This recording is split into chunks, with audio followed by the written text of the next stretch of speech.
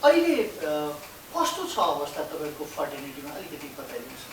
अब अहिले चाहिँ मोटामोटी रूपमा 60% भन्दा बेसी हाम्रा उद्योगहरू बन्द छन्। साना ठुला मझौला सबै मिलाएर उद्योगहरू बन्द भइसकेको स्थिति छ।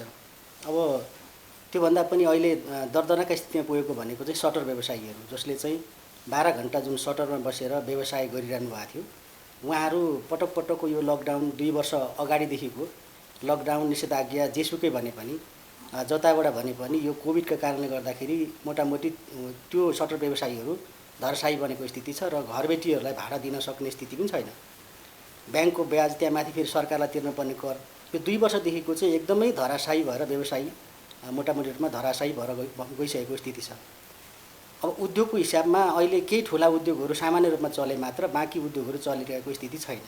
अब लामो समयको विविध कारण अथवा भनौँ अब एकातिर चीनको नाकाले चाहिँ चीनतर्फको नाकाहरूबाट पनि सहज रूपमा एउटा चाहिँ सामानहरू नआउनु, नेपाल सरकारले कूटनैतिक पहल गर्न नसक्नु, अनि हाम्रा कयौँ कन्टेनरहरू त्यहाँ रहनु, कच्चा पदार्थहरू नआउनु र मुलुकमा रहेको जनशक्ति चाहिँ भारत पलायन हुँदै विभिन्न आफ्नो देशमा चाहिँ फर्किनु, यी यावत कारणहरूले चाहिँ धराशायी बनेर गएको स्थिति छ।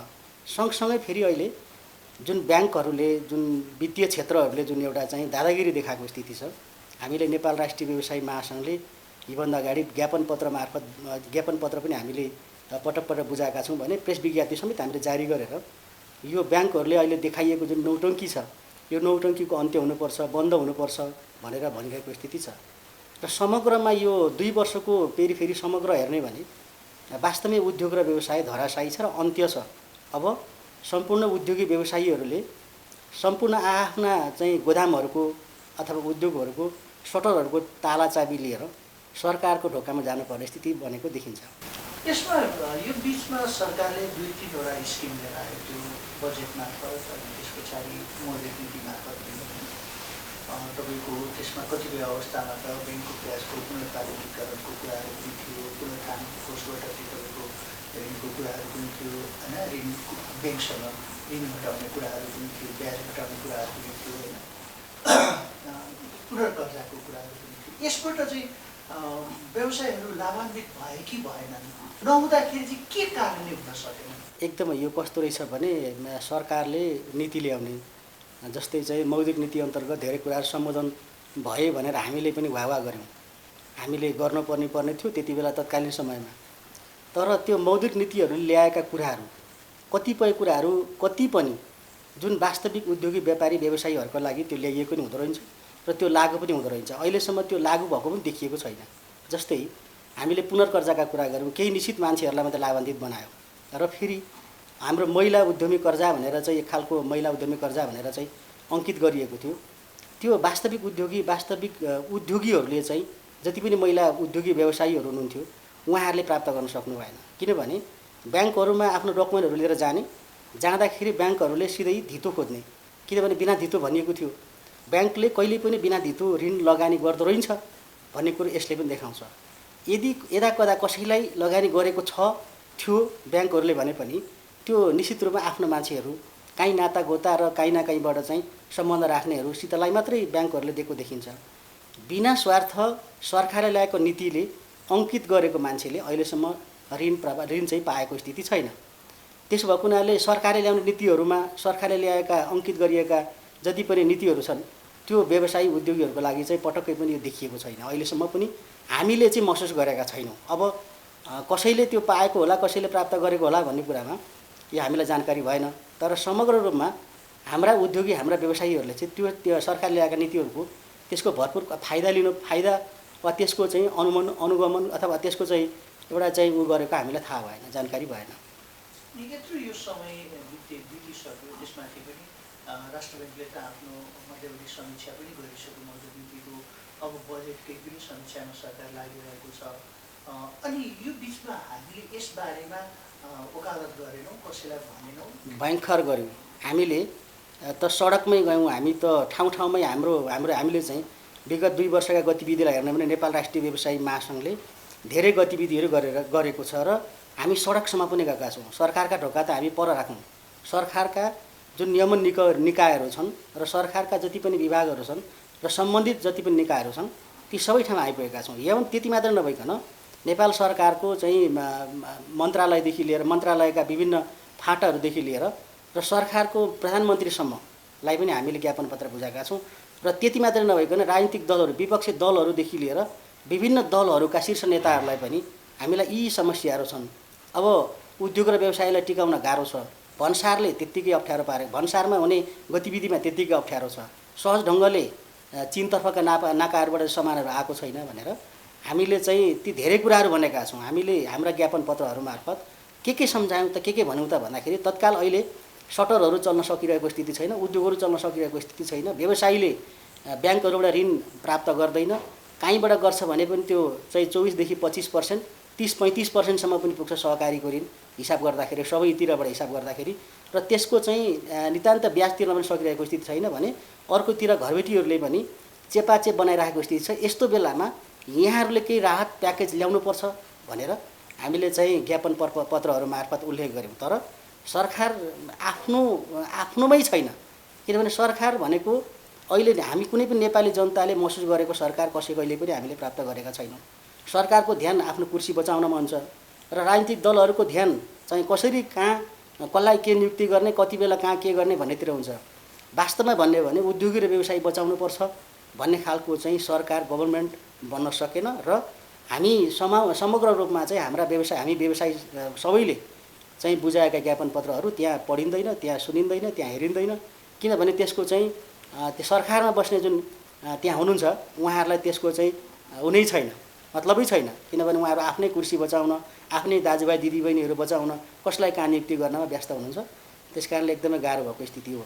यसरी मोटो रूपमा यसलाई एकैचोटि हेर्नु भन्दा पनि जस्ता हामीसँग सरोकार राखेका विषयहरूमा सरकारी निकायहरू छन् प्रत्यक्ष रूपमा, तिनीहरूले कहाँ के गरेनन् भन्ने अभिप्राय हो मेरो त्यो प्रश्नको चाहिँ। सरकारले आफैमा गरेन भन्दा त उसले नीतिगत रूपमा बन्दोबस्ती गरिदिने हो। त्योदेखि बाहेक गर्ने अरू अख्तियारवाला व्यक्ति या अरू संस्था या निकाय छन्, होइन? त्यहाँ के गरिदिनु पर्ने थियो र के गरिदिएनन् भन्ने कुरा हो नम्बर 1।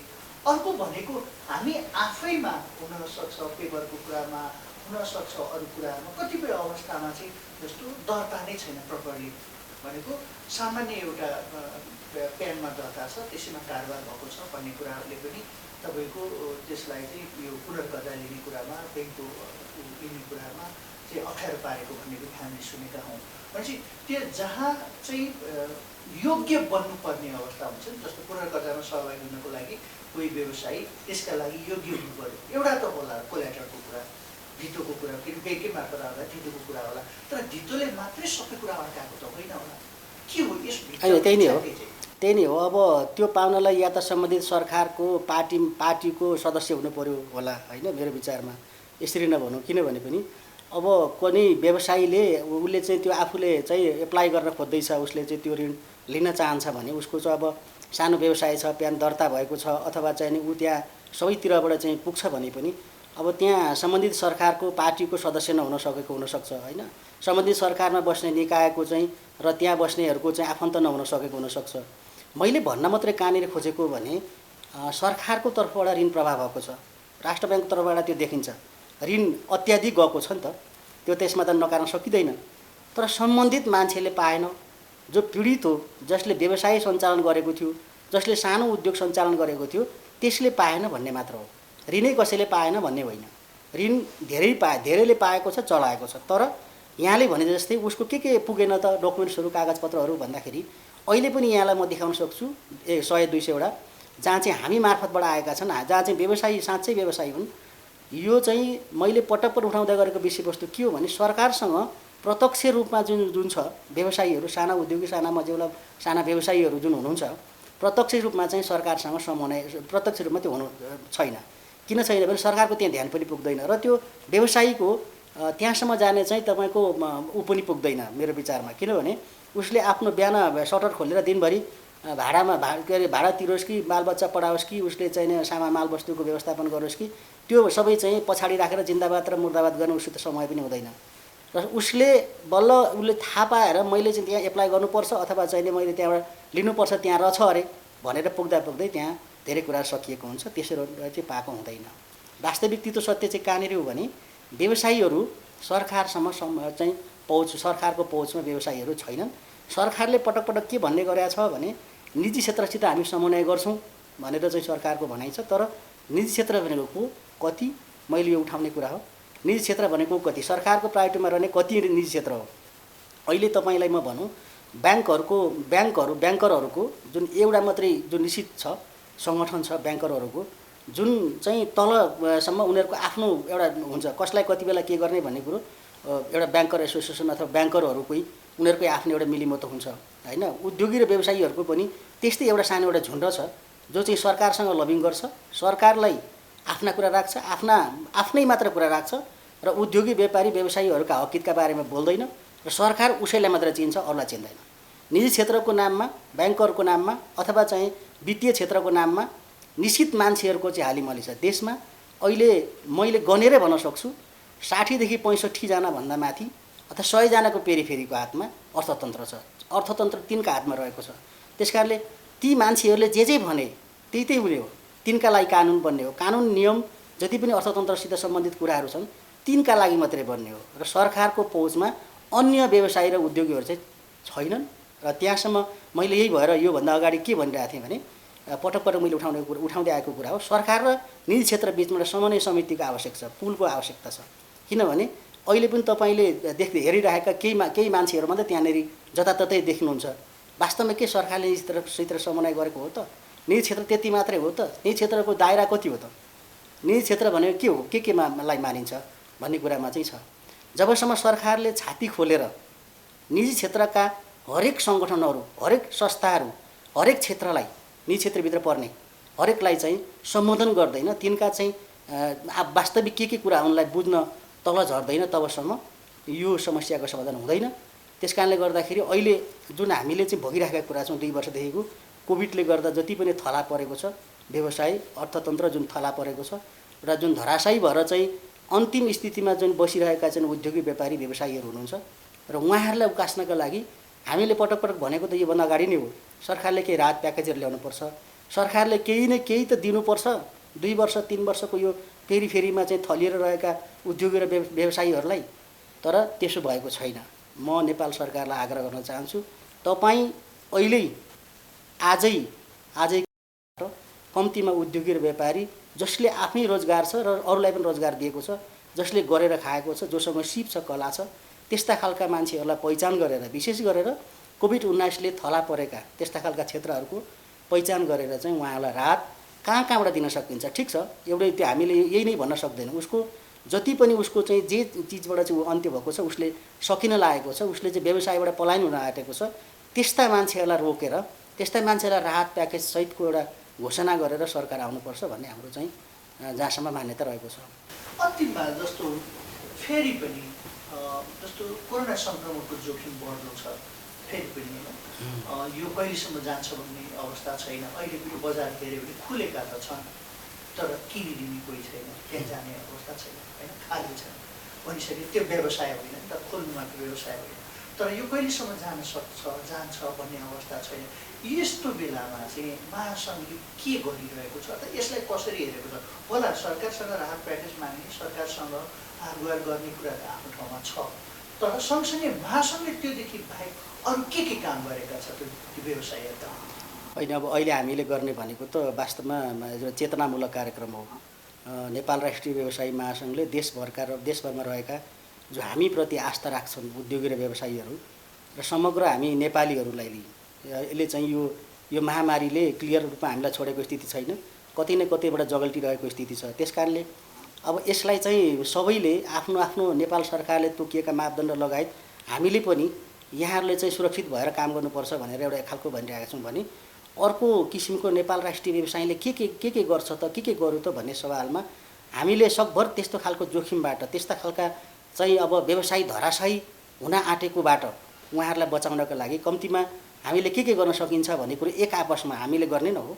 त्यसकारणले नेपाल राष्ट्रिय व्यवसायी महासङ्घले सरकारसँग हारगुहार गर्न त सधैँ नै छ, तर स्वयं आफैले पनि त्यस्ता खालका उद्योगी र व्यापारीहरूलाई बचाउनुपर्छ र यस्तालाई चाहिँ हामीले चाहिँ आफ्नो सुरक्षित राख्नुपर्छ भनेर निकै हामीले पनि चेतनामूलक कार्यक्रमदेखि लिएर उहाँहरूलाई के गर्न सकिन्छ एक आपसमा हाम्रो भाइचारा अन्तर्गतको हामीले महासङ्घ अन्तर्गत रहेका हाम्रा 10,000 सदस्य साथीहरूलाई एक आपसमा चाहिँ सहयोगको भावना गर्नुपर्छ र उहाँहरूलाई उठाउनुपर्छ।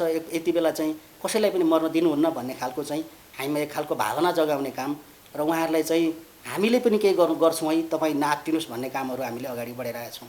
र सँगसँगै यस्ता बेलामा चाहिँ नेपाल सरकार नै हो हाम्रो अभिभावक हो, सरकारले नै केही न केही राहत प्याकेज ल्याउनुपर्छ भन्ने खालका कुराहरू 1 2 3 4 गरेर हामीले नै भनिरहेका स्थिति छ। तर यस्तो चाहिँ अघि पनि फेरि पनि यही दोहोऱ्याउन मन लाग्छ, दुखी भएर दोहोऱ्याउन मन लाग्छ। सरकार एउटा अभिभावक हो, हामी सरकारका चाहिँ सरकारको मातहतमा रहेर काम गर्ने हो, सबै नीति र नियम हामीले मान्ने हो। तर सरकारले कहिले पनि हाम्रा चाहिँ त्यस्ता खालका यी सबैलाई बचाउनुपर्छ भन्ने खालको सरकारको ध्यान गएको स्थिति छैन।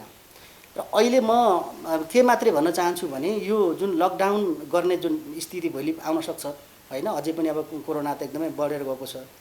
यो जोर र बिजोरको कुरा अहिले बजारमा जुन चर्चा छ, हामीले पहिलोपटक मैले भनेको हो कि जोर बिजोर गर्नु यो झन् चाहिँ कोरोनालाई प्रोत्साहन गर्नु हो, जोर बिजोर लागू गर्नु हुँदैन। यो जोर बिजोर भन्नाले मान्छे बाहिर निस्किन्छ अनि जोर बिजोर लगाएको छ, यातायातहरू कम छन्, सार्वजनिक यातायातहरू कम छ, त्यो भएको हुनाले जोर बिजोर प्रणाली लागू गरेपछि झन् मान्छेहरू चाहिँ कोचाकोच भएर यात्रा गर्न पर्ने भएको बाध्य भएको हुनाले झन् यो चाहिँ कोरोनालाई झन् प्रोत्साहन गर्नु, झन् अगाडि बढ भनेर अगाडि बाटो देखाए जस्तो हो। तर यो जोर बिजोरको कुनै अर्थ छैन। त्यसकारणले यो जोर बिजोरको अन्त्य हुनुपर्छ।